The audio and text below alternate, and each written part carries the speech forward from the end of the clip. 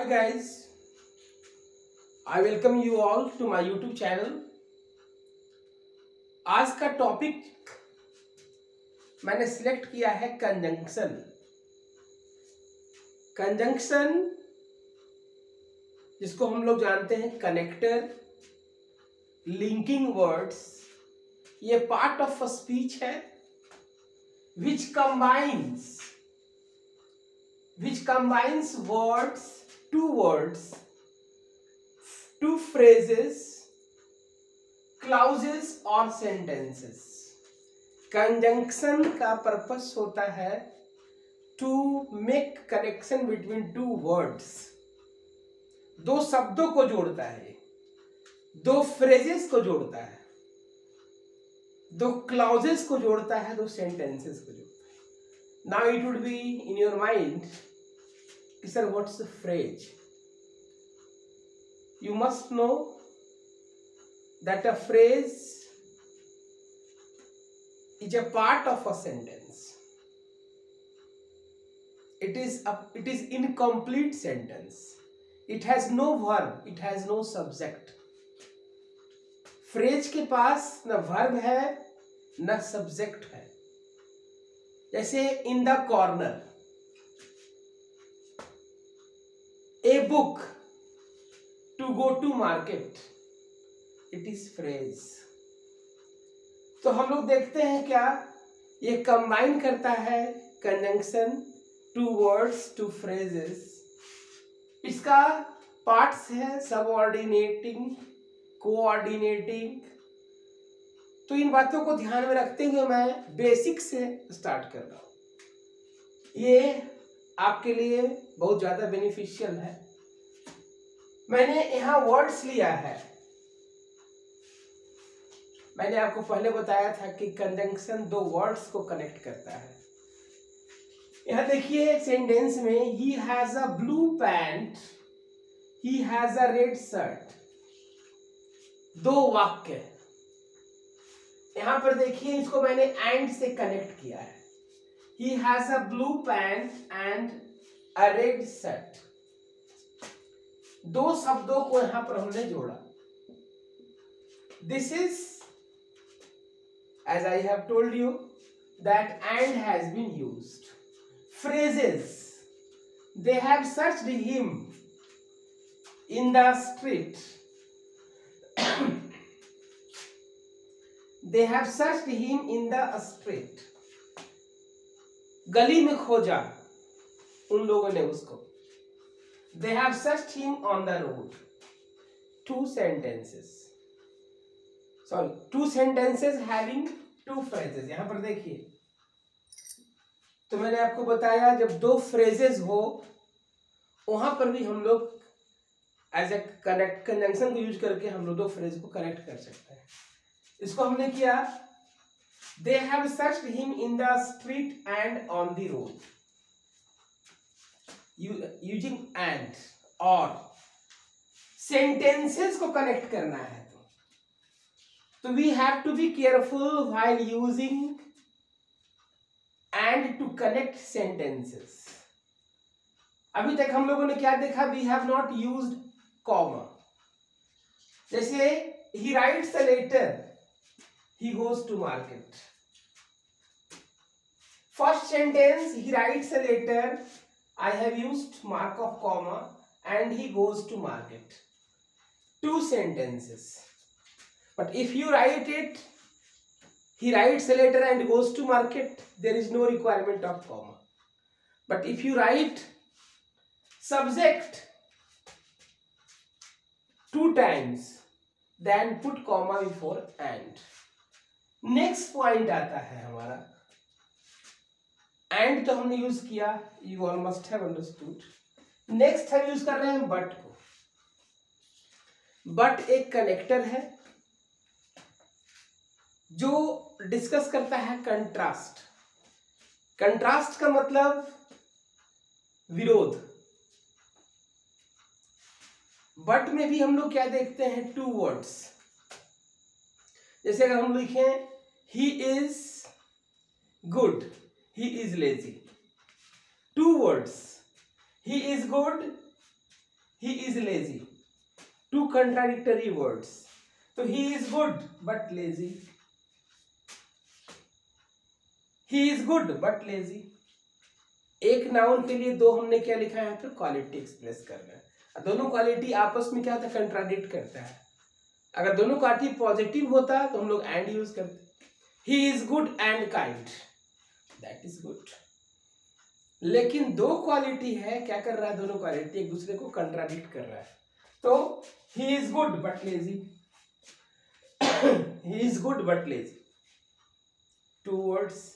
But if you use two contradictory sentences, अगर दो हम लोग कंट्रास्टिंग सेंटेंसेस को लिखते हैं तो वहां पर बट लगाना हो तो हम लोग को थोड़ा केयरफुल रहना पड़ेगा। केयरफुल इन द सेंस हम लोग को यूज करना पड़ेगा कॉमा को। जैसे they work hard, they don't get good result.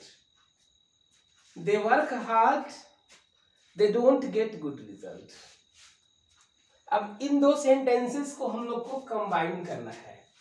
We have to connect this two sentences. तो हम लोग कैसे कनेक्ट करेंगे? How will be connecting these two sentences? So here what we require to understand that use of but, just I am writing they work hard, one sentence, but they don't get good result.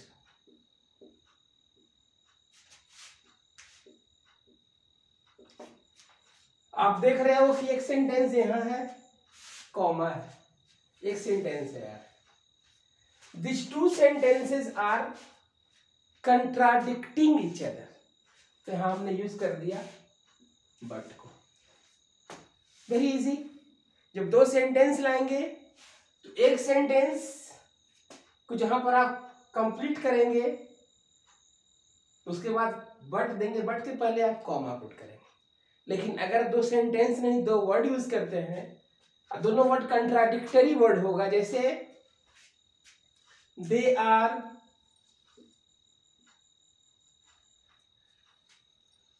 जैसे हमने एक word लिखा they are kind,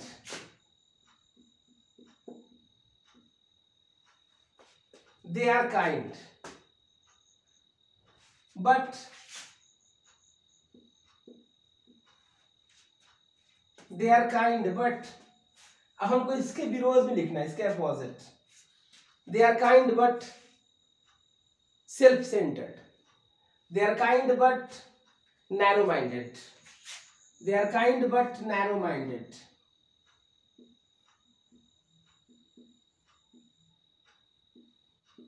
दो Saint word लिखा हम लोगों ने, तो हम लोगों ने यहां पर कॉमा की आवश्यकता नहीं पड़ी। लेकिन अगर हम लिखते हैं they are, if we write they are kind, comma, but they are narrow minded।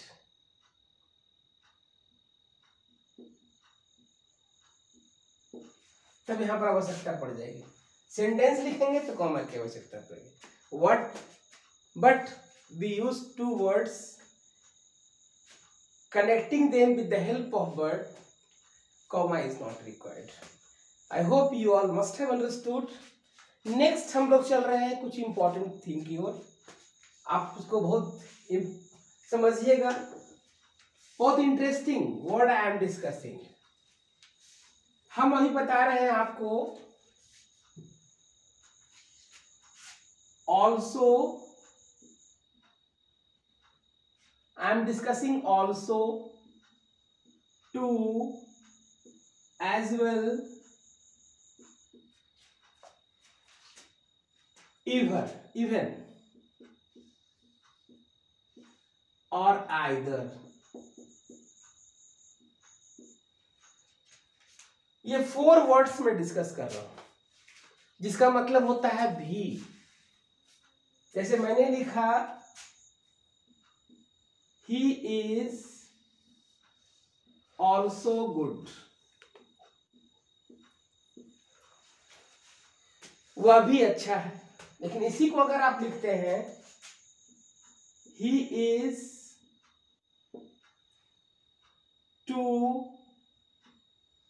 Good, तो सेंटेंस आपका रॉन्ग हो जाता है। इसको लिखना होगा he is good too. Same sentence, same meaning in this way. इसको अगर आप लिखते हैं he is good as well,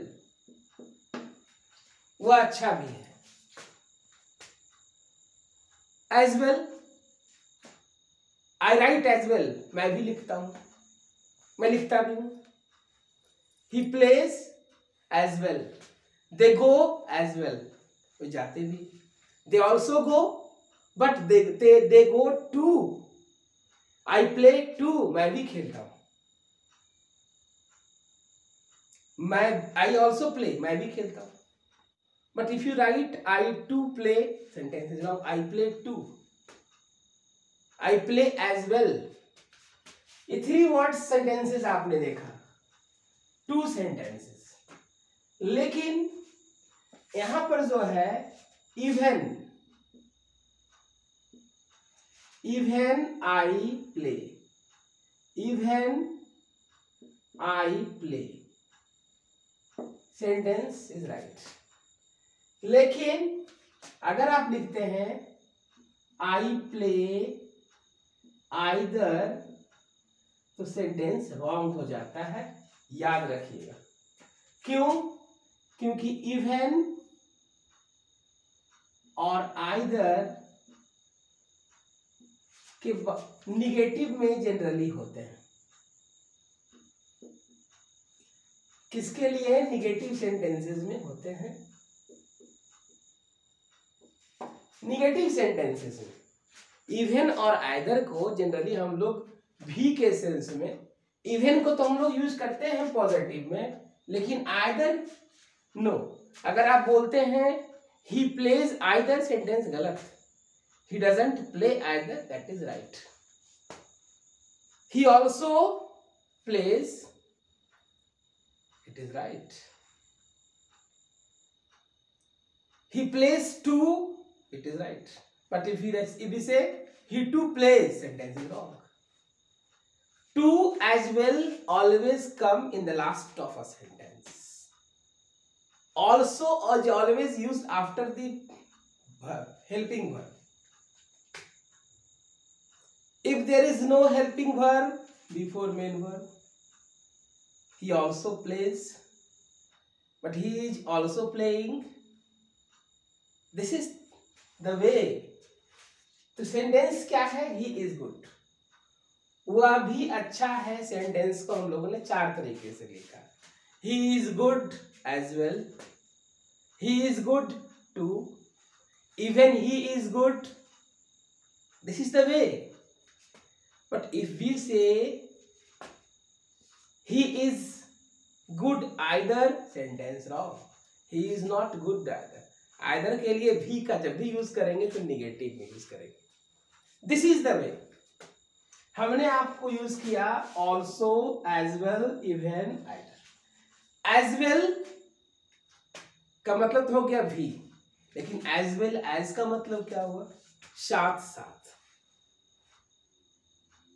आप मेरे साथ साथ का यह काम करो। You as well as me, you as well as I will do this work. आप अच्छे के साथ साथ कोऑपरेटिव में हैं। You are good as well as cooperative.